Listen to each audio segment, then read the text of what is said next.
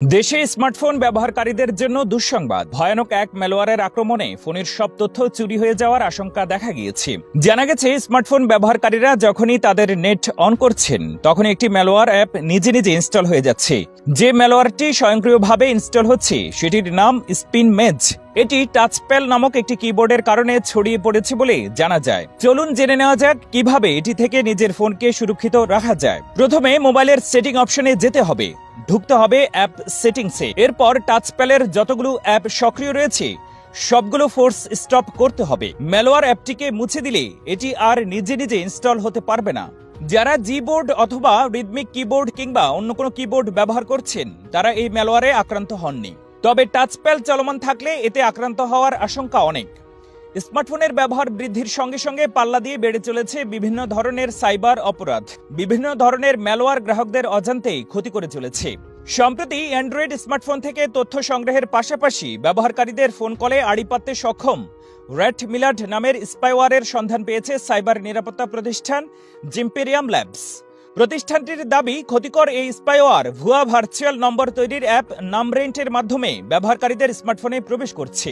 স্মার্টফোনে প্রবেশের পরপরই কন্ট্যাক্ট তালিকা, কল লগ, বিভিন্ন যোগাযোগ সাইটের অ্যাকাউন্ট নাম ও পাসওয়ার্ড, ইনস্টল করা অ্যাপের তালিকা, অবস্থানের তথ্য সংগ্রহ করতে থাকে রেড মিলাড স্পাইওয়্যার। শুধু তাই নয়, ব্যবহারকারীদের ভয়েস কলও রেকর্ড করে।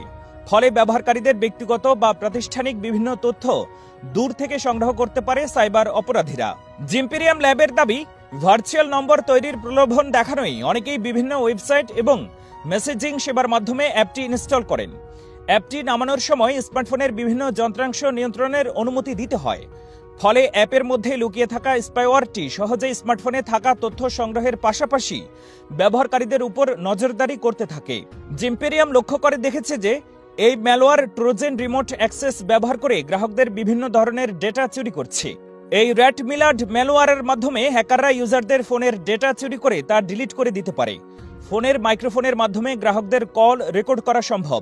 স্মার্টফোনে নজরদারির জন্য যেসব স্টকারওয়্যার ব্যবহার করা হয়ে থাকে সেগুলোর অধিকাংশই ভুয়া নামে অন্য অ্যাপসের আড়ালে অবস্থান করে থাকে।